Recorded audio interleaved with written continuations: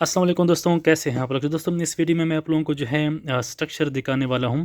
एक हमारे पास विला है। इससे पहले वीडियोस में मैंने जो है आप लोगों को आर्किटेक्चर ड्राइंग्स दिखाए थे, प्लान्स, एलिवेशन, सेक्शन सब डिटेल में दिया हुआ है। अच्छा, अब जो है ये आप देख सकते हैं, ये हमारे पास जो है फुटिंग के डिटेल्स हैं। अच्छा, जब भी हम कोई काम करते हैं एक्सीबिशन करने के लिए हमारे पास जो है ये ड्राइंग लाजमी होता है, ठीक है, फुटिंग का। तो हम उस हिसाब से जो है इसका जो ग्रिड्स है पूरे डायमेंशंस को देख के उस हिसाब से फुटिंग के लोकेशंस कहाँ पे हैं, ये हमारे पास जितनी भी फुटिंग है सब आइसोलेटेड है, ठीक हो गया। लेकिन इसमें जो है गैप इतना कम है, तो हमने क्या करना है, फुल एक्सीबिशन इसका करते हैं यूएई में।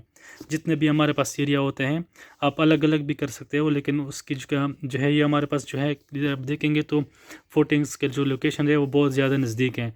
तो इससे अच्छा है कि हम कंप्लीट जो है इसका एक्सीबिशन कर लें और फिर उसके बाद जो है इसका ये जो ग्रिड दिए हुए हैं इस हिसाब से उसकी लेआउट कर लें। अच्छा, फुटिंग से पहले जो है हमने 10 सेंटी PCC करना होता है। उसका जो हमारे पास मिसाल के तौर पर ये F3 हमारे पास फुटिंग है, तो हम इसका कैसे करेंगे। तो जितनी भी हमारे पास इसका जो फुटिंग का साइज़ है 190 बाई 190, तो हमने जो है ये 10 सेंटी इस साइड पे भी ज़्यादा करना है, इस साइड पे भी ज़्यादा करना है। तो 210 इसका एक साइड हो जाएगा, 210 उसका दूसरा साइड हो जाएगा, ठीक है। उसके बाद हमने इसको जो है फुटिंग का देखना है। अच्छा, इसकी डिटेल हम कैसे चेक करेंगे, जैसे अभी यहाँ पे देखिए F3 लिखा हुआ है, F3 F5 है, और कॉलम का भी हमें यहाँ पे डिटेल कॉलम की पोजीशंस भी शो है। इसका डिटेल भी मैं अभी नेक्स्ट वीडियो में आप लोगों को दिखाऊंगा कॉलम का, ठीक है। अच्छा, यहाँ पे F1 है, F4 है, पूरा डिटेल आप लोगों को जो है ग्रिड के हिसाब से दिया हुआ है, ठीक है। ये ग्रिड देखेंगे तो इनके सेंटर से निकला हुआ है। H का ग्रिड भी आप देखेंगे तो इसके कॉलम्स की पोजिशंस पे निकला हुआ है। तो पूरे ग्रिड के हिसाब से यहाँ पे दिया है। हम इसको चेक कैसे करेंगे, मिसाल के तौर पर यहाँ पे अगर मैं दिखा दूँ आप लोगों को, यहाँ देखिए फाउंडेशंस का जो है हमारे पास soil bearing capacity 170 kilo newton per metre square के हिसाब से जो है उसको डिज़ाइन किया हुआ है। अच्छा, यहाँ पे देखिए F1 जो हमारे पास है उसका साइज़ 120 बाई 120 है। एक साइड उसका 120 है, दूसरा साइड भी 120 है, और इसका जो हाइट है, जो थिकनेस है वो 30 सेंटीमीटर है, 0.30, ठीक है। अच्छा, इसमें स्टील का जो डायरेक्शंस हैं वो देखिए, शॉर्टर डायरेक्शंस में हमारे पास जो स्टील आएगा 12 mm का स्टील आएगा, 15 centre to centre, 15 centimetre centre to centre हमारे पास जो है 12 mm स्टील आएगा। और लॉन्ग डायरेक्शंस में भी हमारे पास 12 mm दिया हुआ है। इसी तरह F2 भी आप चेक कर सकते हैं, इसका साइज़ ये दिया हुआ है, और इसका जो है 16 mm, 15 सेंटर टू सेंटर, ठीक हो गया। अच्छा, यहाँ पे देखिए रिमार्क्स भी आप लोगों ने लाजमी चेक करने होते हैं साथ साथ में। यहाँ पे अगर आप देखेंगे तो F5 में 14 सेंटीमीटर स्पेसिंग दिया हुआ है, ठीक हो गया। बाकियों में जो है 15 था, तो जहाँ पे 14 दिया होगा, जैसे यहाँ पे भी F4 में भी 14 सेंटीमीटर दिया है सेंटर टू सेंटर स्पेसिंग, तो आप लोगों ने उसको फॉलो करना होता है। रिमार्क्स में गिवन हो या यहाँ पे डिटेल में आप चेक कर सकते हैं।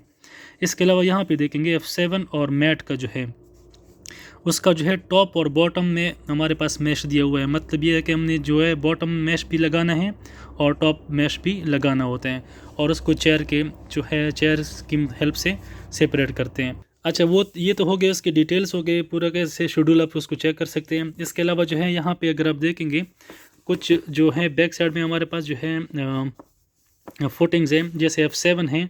F7 के लिए टॉप एंड बॉटम है, यहाँ पे लिखा भी है remarks all footing mark with star.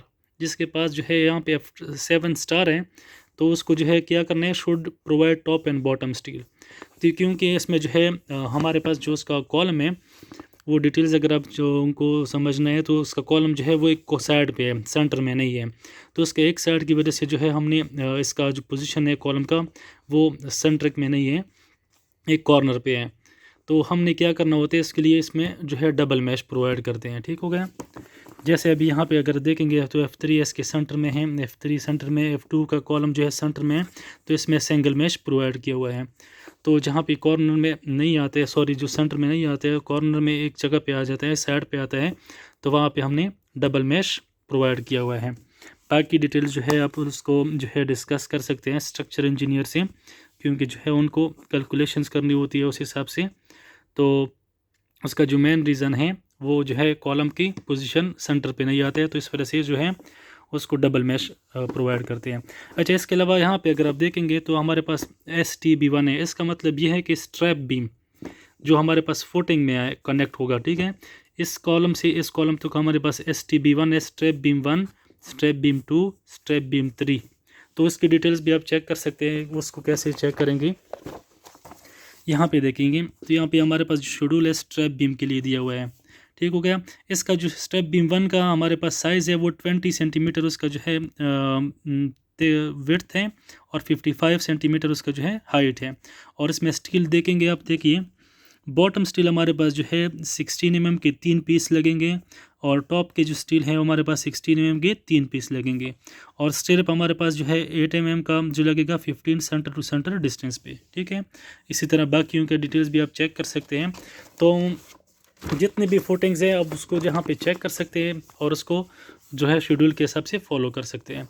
इसके अलावा अगर आप यहाँ पे देखेंगे तो हमारे पास यहाँ पे लिफ्ट एरिया आ रहा है, वो मैंने आप लोगों को आर्किटेक्चर में दिखाया था। तो हमने यहाँ पे जो है मैट बनाया हुआ है, तो एक कंप्लीट इसका जो है फुटिंग बनेगा। और इसके अलावा जहाँ पे अगर डार्क में देखेंगे तो चारों तरफ ये हमारे पास जो है शेयर वॉल है, कंप्लीट जो है हमने कंक्रीट से इसको करना होता है स्टील की मदद से। ठीक है। तो ये जो है हमारे पास फुटिंग की ड्राइंग थी। इंशाल्लाह नेक्स्ट वीडियो में मैं आप लोगों को कॉलम्स की डिटेल भी बताने वाला हूँ। अगर वीडियो पसंद आ गई तो उसको लाइक करें, चैनल को भी सब्सक्राइब करें, दोस्तों के साथ लाजमी शेयर करें। ओके दोस्तों, अल्लाह हाफिज़।